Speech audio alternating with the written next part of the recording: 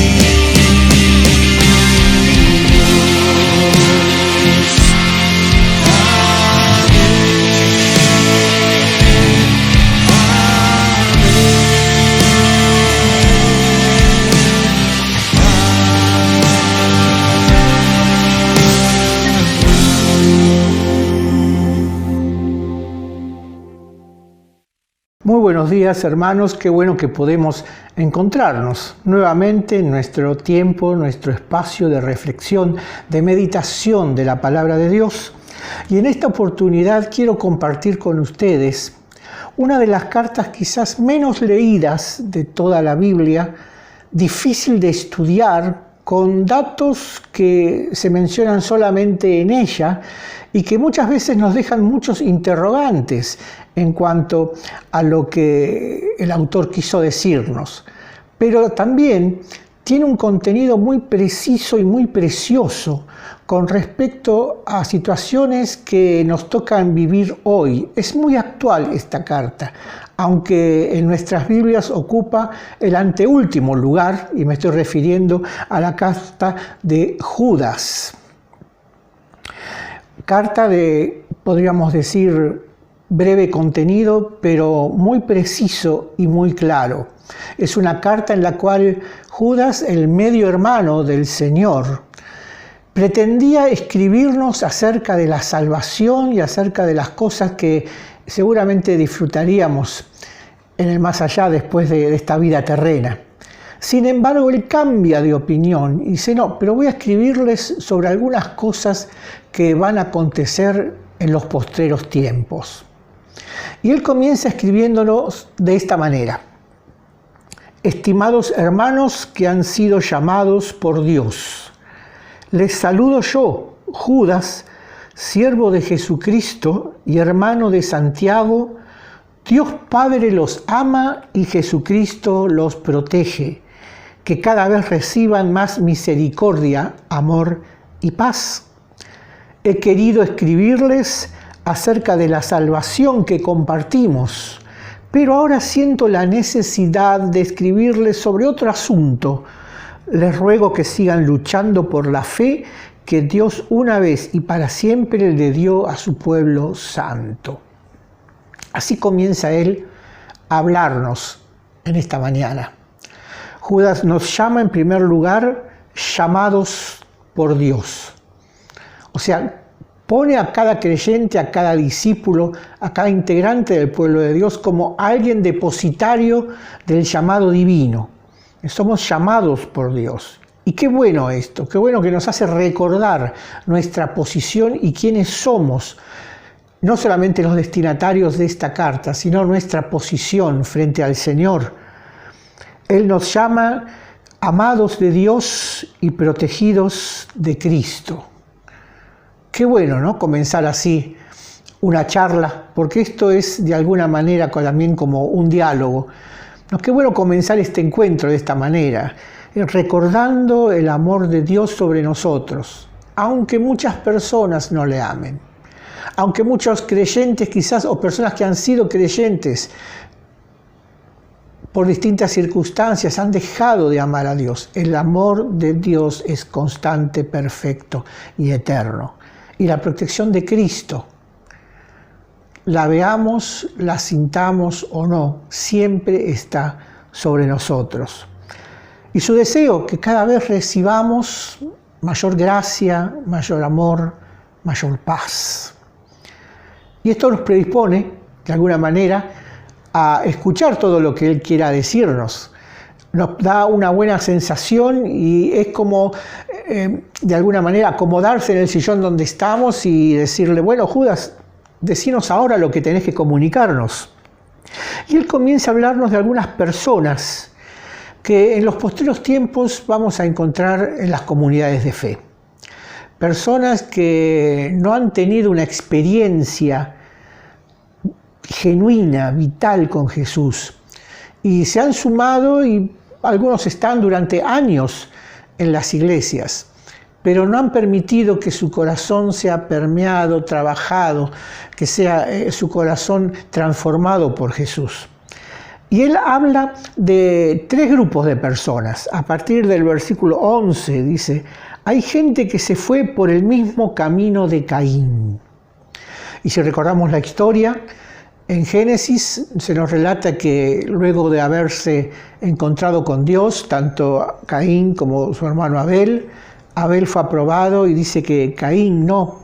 Entonces a la salida de ese encuentro, Caín asesinó a su hermano, ¿no? Por un lado podríamos pensar en Judas diciendo, cuidado cuando terminan el culto, y van al atrio, ¿qué dicen? ¿Qué hacen?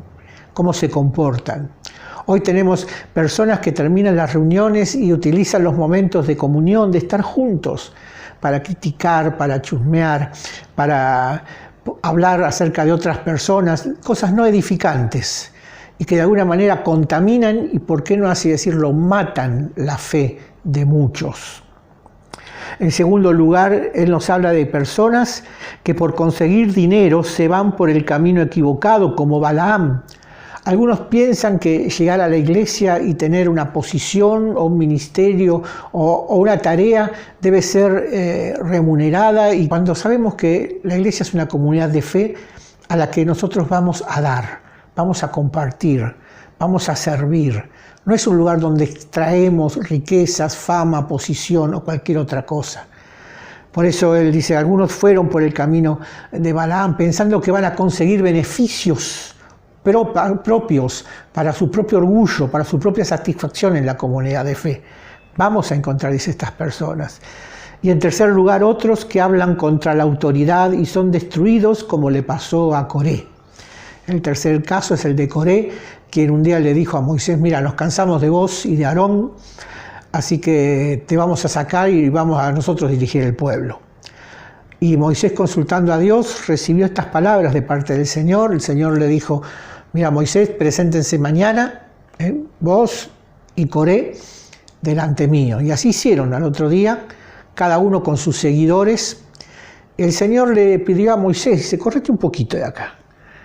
Y enseguida descendió sobre Coré fuego del cielo y se abrió la tierra y los tragó. Rebelión contra la autoridad, rebelión contra lo que Dios hace en la iglesia. No estamos hablando cuando hablamos de autoridad, no hablamos de una posición jerárquica, ni de un dueño de la iglesia o de un ministerio absolutista. Estamos hablando de roles, de trabajos, de ministerios, y tanto el rol pastoral como diaconal, de ancianos. Tenemos una autoridad dada por Dios para desarrollar esa tarea, pero somos personas comunes, somos hermanos, somos ovejas también del Señor conjuntamente con todo el pueblo de Dios. No es una posición de privilegio, es una posición de servicio. Y el Señor en este momento vio que Coré dijo, no estoy de acuerdo con lo que vos haces, no me gusta cómo haces las cosas, voy a poner mi criterio antes que el tuyo. Y quiso sacar a Moisés del medio. Sucede esto también en muchas comunidades, personas que desean llegar a un puesto, a un lugar, pensando que de esa manera también van a desarrollarse y van a encontrarse satisfechos y van a encontrarse con reconocimiento de las personas. 3 tipos de personas. Y continúa diciendo, esos individuos son un peligro para ustedes en sus reuniones fraternales. Solo vienen a comer, a divertirse, sin tener ningún respeto por Dios. Qué duro, ¿no? Qué duro. Judas dice, esto les va a pasar, esto lo van a ver. Pero a su vez también nos advierte, porque al leer estas cosas, quizás a muchos de nosotros nos vienen algunas personas a la mente. Esto es para aquel que, ¿no? O es para esta otra que siempre hace. Y no es eso. Primero nos anima a identificar a estas personas, a verlas, pero ahora nos dice cómo trabajar con ellas. Dice, esta gente se la pasa quejándose y buscando faltas en los demás, pero ellos siempre hacen el mal que les da la gana. Se enorgullecen de sí mismos y adulan a los demás solo para aprovecharse de ellos. Impresionante. Impresionante, pareciera que Judas estuviera caminando por algunos lugares hoy en día y mostrando, viendo estas clases de personas en las comunidades de fe, tratando de sacar un provecho de las comunidades de fe. Pero él nos dice, en los últimos tiempos habrá algunos que se burlarán de Dios y vivirán conforme a sus malos deseos. Estos causan división, son mundanos y no tienen el espíritu. Cierra este punto diciéndonos esto. Pero, y acá viene lo lindo, versículo 20, pero ustedes, estimados hermanos, ¿cómo resistimos a esto? Fortalezcanse unos a otros en su fe, en su santísima fe. Y qué bueno que es esto, porque no es la tarea de una persona, es la tarea de la comunidad. Fortalecer unos a otros en la fe. Cuando te vienen con algo, una crítica, un murmullo, algo en contra de alguna persona, pon un stop, detenelo. Vos sos quien podés fortalecer a esa persona en la fe y ayudarla a mirar, a tener el mismo sentir que hubo en Cristo Jesús. Es una tarea de todos y de cada uno de nosotros. En segundo lugar dice, oren por medio del Espíritu Santo. No usen la oración como método quizás para decirle a otras personas. Sucede esto, yo he visto personas orando, Señor, te doy gracias porque no me pasó como le pasó a la hermana que hizo tal cosa, o Señor, gracias porque en este momento está esta persona en el culto que tú me dijiste que me casaría con ella, quizás, ¿no? A veces parecemos también el fariseo que Jesús observaba, diciendo, Señor, gracias porque no soy como este publicano, como este pecador, ¿no? Y el hombre con su costado arrodillado, llorando en tierra, Señor, sé propicio para mí. Recuerden que el Señor dijo, ese se fue justificado, antes que el otro que decía que no era como él. Así que oren por el Espíritu, no usen la oración como medio para decirse cosas, oren en el Espíritu. Consejo que también Pablo se lo daba a los efesios, y muchas veces nos dice, oren, orad en el Espíritu. En tercer lugar, nos habla de permanecer en el amor de Dios. ¿Y por qué nos dice esto? Y porque a veces algunas personas nos sacan del amor de Dios. Somos humanos también, tenemos nuestras reacciones, nuestro carácter, pero Judas nos dice, permanezcan en el amor de Dios, respondan y muévanse en el amor de Dios. sigan recibiendo la misericordia de nuestro Señor Jesucristo hasta que los lleve a la vida eterna. Necesitan ir creciendo día a día, paso a paso, experiencia tras experiencia. Por eso prácticamente vuelve a decir lo que nos decía al principio de la carta. Sigan recibiendo misericordia de nuestro Señor Jesucristo. Porque cuando recibimos esa misericordia y entendemos que somos el objeto de la misericordia, también nuestros hermanos van a ser objetos de esa misma misericordia de parte de Dios y también deben serlo de parte nuestra. Pero sigue hablándonos y nos dice, tengan compasión de los que tienen dudas. Qué interesante este pensamiento, qué buena reflexión. Compasión de aquel que todavía no ha podido entender completamente la palabra de Dios, como diría el apóstol Pablo, que no le ha amanecido, que todavía no vio esta luz que Cristo vino a traer. Tengan compasión, soporten, ámenlos. Pero dice, pero a otros, sálvenlos del fuego. Sálvenlos del fuego. Y es interesante porque el que tiene dudas, bueno, con compasión, con misericordia, con paciencia, hablando, orando, acompañando. Pero hay otros que tienen que ser con una reacción fuerte, precisa, firmeza. Cuando alguien salva a alguien del fuego no puede entrar en un diálogo con él. Imagínese un bombero entrando a un incendio y hay una persona quemándose y le dice, bueno, mire, tenga paciencia, están viniendo con la manguera, yo vine para acompañarlo, para que usted no se desespere. Bueno, desde ya que no. O sea, lo saca del medio del fuego enseguida. Y dice, bueno, esto es lo que ustedes tienen que hacer. Hay personas que necesitan una actitud firme, fuerte, para poder ser libradas. Dice, y al resto, y acá viene el broche de oro, traten al resto con misericordia. Traten al resto con misericordia. Qué bien Judas, que de pronto pone este cuadro frente a nuestros ojos para que sean abiertos y podamos comprender a otros y comprendernos también a nosotros mismos. Y tenemos este hermoso, podríamos decir, protocolo de cómo actuar frente a estas circunstancias. Por eso él termina diciendo en esta carta preciosa, termina con aquel pasaje que muchos conocemos, pero que cobra sentido en este contexto en el cual Judas nos habla. Dice, y aquel que es poderoso para guardaros sin caída y presentaros sin mancha delante de su gloria con gran alegría, al único y sabio Dios, nuestro Salvador, sea gloria y majestad, imperio y potencia, ahora y por todos los siglos. Esté con todos y cada uno de nosotros. Amén. Que es poderoso para guardaros sin caída y presentaros sin mancha delante de su gloria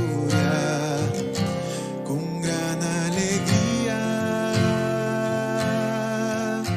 al único